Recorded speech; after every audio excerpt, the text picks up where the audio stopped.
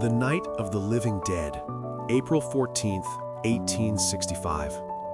The air in Washington, D.C. was thick with the scent of lilacs and gunpowder. For the first time in 4 years, the lights in the Capitol didn't feel like funeral pyres. The war was over. Abraham Lincoln, a man whose face had become a roadmap of sorrow, sat in Ford's Theater. He leaned forward, a rare, hauntingly thin smile touching his lips. He wasn't just watching a play, he was exhaling for the first time in a decade. But to understand how he got to that chair, we have to go back to the mud, the silence of the woods, and the sound of an axe hitting a log. A sound that echoed like a heartbeat across a dying frontier.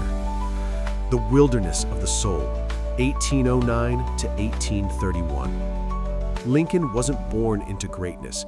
He was born into the dirt of Kentucky and the isolation of Indiana. His childhood was defined by scarcity.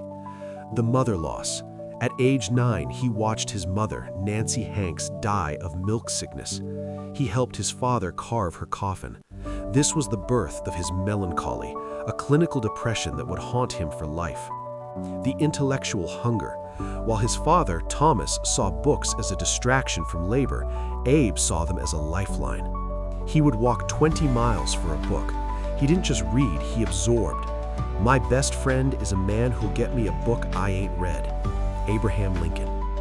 The Self-Made Ghost, 1831 to 1846. Lincoln arrived in New Salem, Illinois, like a piece of floating driftwood. Here, the documentary lens shifts to his physical presence. He was 6'4", gangly, and possessed a high-pitched, reedy voice, not the baritone we imagine. The Anne Rutledge mystery.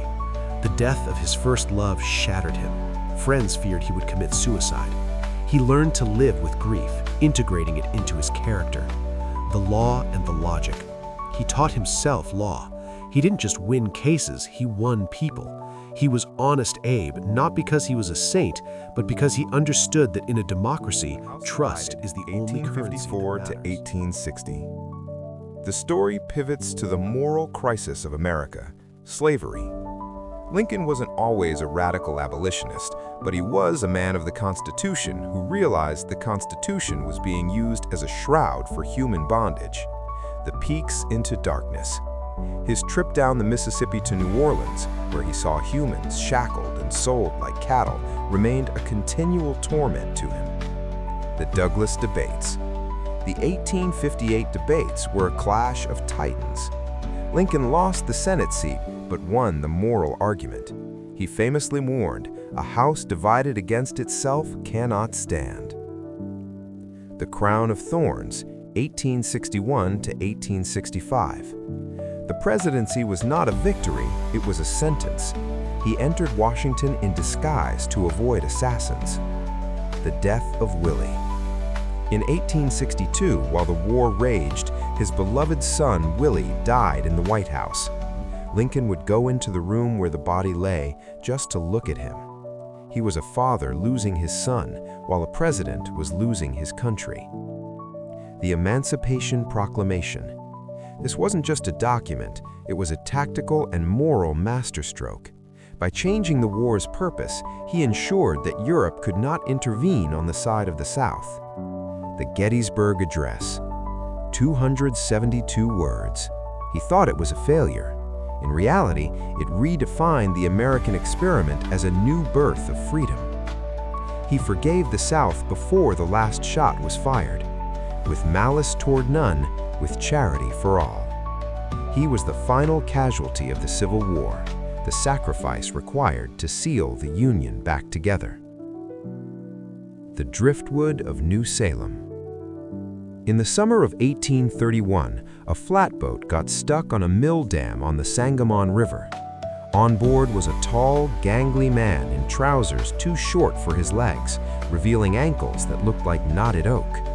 The man was Abraham Lincoln, and the village watching him from the banks was New Salem, Illinois. He didn't arrive with a resume or a lineage. He arrived, as he later said, like a piece of floating driftwood. He was 22 years old, The overbearing penniless, thumb of his and father, final. Thomas. The wrestling match of the soul. To the rugged pioneers of New Salem, intelligence was secondary to strength. To lead, you had to be able to fight. The local gang, the Clary's Grove Boys, challenged the newcomer to a wrestling match against their champion, Jack Armstrong. This wasn't just a sport, it was a rite of passage. In the dust of the village square, Lincoln didn't just hold his own, he displayed a terrifying, wiry strength. But when the match turned into a scuffle, Lincoln stood his ground without becoming a bully.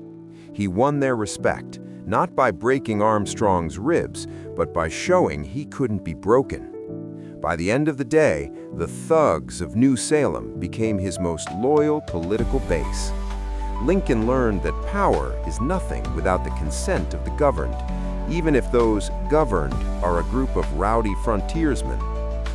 The bankruptcy of Honest Abe. Lincoln tried his hand at business, partnering with a man named William Berry to run a general store. It was a disaster. Berry was a drunk. Lincoln was a dreamer who spent more time reading Blackstone's commentaries on the laws of England than counting inventory. The store winked out, as he put it. When Berry died, Lincoln was left with a debt of over $1,000, a fortune in 1834. He called it his national debt. While others would have fled or declared bankruptcy, Lincoln stayed. He spent 15 years paying back every cent. This wasn't a PR move, it was a core moral conviction. In the eyes of the public, he was no longer just a laborer, he was Honest Abe. The shadow of Anne Rutledge. Then came the heart-shattering silence. Anne Rutledge was the daughter of the local tavern owner, vibrant, blue-eyed, and kind. History debates the exact nature of their romance, but the impact of her death is undeniable. In 1835, typhoid fever swept through the village. Anne died in August. The loss fractured Lincoln. Friends found him wandering the woods in the rain, talking to himself, fearing he would lose his mind. "I can never be reconciled," he sobbed, "to have the snow, rains, and storms." This was the moment the melancholy took permanent root. He realized that life was a series of losses, and that the only way to survive was to build something larger than oneself. He turned his eyes toward Springfield and the law. The prairie lawyer and the burning house. By the 1840s, Lincoln had moved to Springfield. He was a circuit-riding lawyer, spending months away from home, sleeping in crowded taverns and traversing the muddy Illinois plains, the cabinet of the mind. Lincoln's law practice was his laboratory of human nature. He defended murderers, argued over stray hogs, and represented railroads. He learned how to talk to a jury of farmers using metaphors they understood, comparing a weak legal argument to soup made from the shadow of a starved pigeon. But the nation was changing. The Mexican-American War broke out, and Lincoln, now a one-term congressman, did the unthinkable. He challenged the president. He demanded to know the exact spot where American blood had been shed, accusing the government of an unnecessary war for land expansion. It was a political suicide mission. He was labeled a traitor by his constituents and retreated back to Springfield, his political career seemingly dead at age 40. The Kansas-Nebraska explosion. Then, in 1854, the Kansas-Nebraska Act was passed, allowing slavery to potentially spread into the northern territories. This was the lightning bolt that reanimated Lincoln's corpse. He could no longer remain a quiet lawyer. Slavery was no longer just a southern problem. It was a cancer threatening to consume the very idea of America.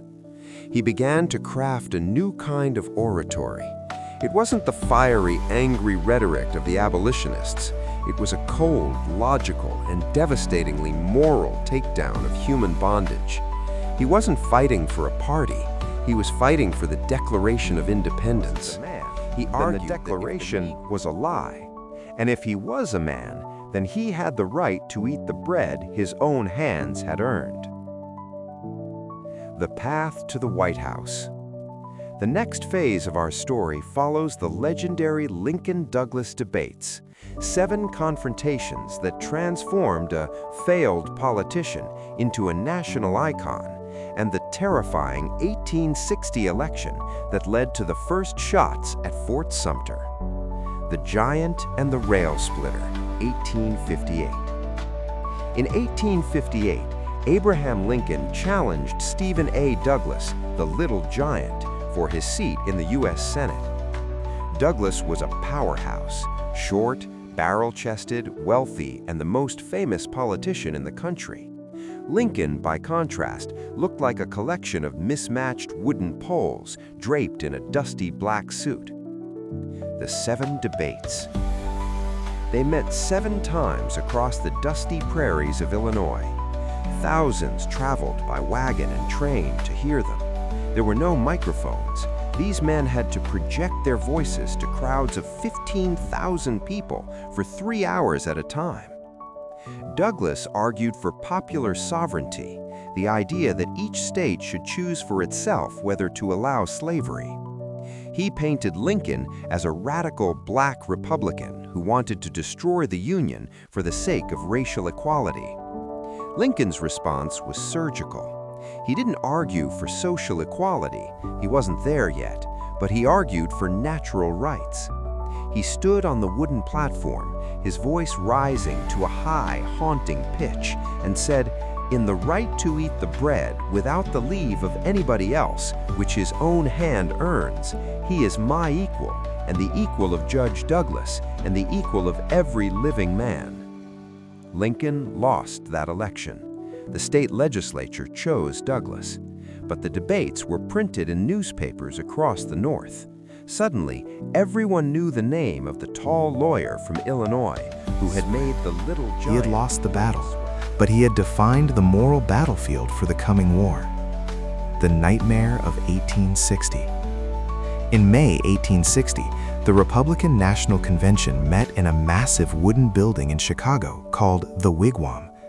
Lincoln was the underdog, the rail splitter candidate. While his rivals were seasoned statesmen, Lincoln's team used Chicago tactics, filling the hall with supporters who shouted so loud the roof supposedly vibrated. He won the nomination. And then, in November, without a single electoral vote from the South, he won the presidency. The midnight arrival. The South didn't wait for his inauguration. States began to secede like falling dominoes. By the time Lincoln boarded the train for Washington, D.C. in February 1861, he was already the president of a ghost nation. The journey was a gauntlet of death threats. In Philadelphia, Detective Alan Pinkerton discovered a plot to assassinate Lincoln as he changed trains in Baltimore. The president-elect was forced to sneak into his own capital in the dead of night, wearing a soft felt hat and a borrowed coat, slipping into the Willard Hotel like a thief. The press mocked him as a coward, but Lincoln's mind was elsewhere. He was looking at the unfinished dome of the U.S. Capitol, a skeleton of iron and wood, and wondering if he would be the man to bury the American dream. The Baptism of Fire, 1861-1862. On April 12, 1861, Confederate cannons opened fire on Fort Sumter. The war was no longer a legal argument, it was a bloodbath. The first 2 years of the war were a nightmare for Lincoln. His generals were timid, his cabinet was a team of rivals who mostly despised him, and the casualty lists were growing into a mountain of names. But the heaviest blow was personal. In February 1862, his 11-year-old son, Willie, fell ill with typhoid fever, the same disease that killed Anne Rutledge. Lincoln spent nights by the boy's bedside, holding his hand as the When fever Willie burned. died, Lincoln's grief was so profound it bordered on catatonia. He would lock himself in a room and weep, saying, "My boy is gone. He is actually gone." It was in this crucible of personal and national agony that Lincoln's grand strategy shifted. He realized that God, or the Almighty, as he called him, was not going to let this war end with a simple compromise. He began to draft the Emancipation Proclamation in secret. He kept the draft in a drawer, waiting for a Union victory so it wouldn't look like a last shriek of a retreating government. That victory came at Antietam, the bloodiest single day in American history. On January 1st, 1863, Lincoln sat down to sign the document. His hand was shaking, not from fear, but because he had been shaking hands with visitors for 3 hours and his muscles were exhausted. He stopped. He put the pen down. "If my name ever goes into history," he said, "it will be for this act, and my whole soul is in it. If my hand trembles when I sign the proclamation, all who examine the document hereafter will say, 'He hesitated.'" He waited until his hand was steady. Then he signed Abraham Lincoln in a firm, clear script. With that stroke of a pen, 4 million people were thenceforward and forever free. The Field of Bone, Gettysburg. In November 1863, Lincoln traveled to a small town in Pennsylvania where 50,000 men had been killed or wounded 4 months earlier. The air still smelled of death. The featured orator spoke for 2 hours. Lincoln spoke for 2 minutes. He didn't talk about tactics. He didn't blame the South. He spoke of a new birth of freedom. He took the local tragedy of Gettysburg and projected it onto the canvas of human history. If the Union failed, he argued, then government of the people, by the people, for the people would perish, not just from America, but from the earth. Lincoln turned to his friend Ward Hill Lamon and said, "Lamon, that speech won't scour. It's a flat failure." He had no idea he had just written the most important speech in the English language. The final act. The war enters its brutal endgame. We see the rise of Ulysses S. Grant, the terrifying march to the sea, Lincoln's second inauguration, and the long, haunting shadow of the man in the balcony at Ford's Theater. The final sacrifice. By 1865, Lincoln looked 20 years older than he was. His dreams were filled with premonitions. He dreamt of a funeral in the East Room of the White House. When he asked a guard, "Who was dead?" the guard replied, "The President. He was killed by an assassin." He forgave the South before the last shot was fired, with malice toward none, with charity for all. He was the final casualty of the Civil War, the sacrifice required to seal the Union back together.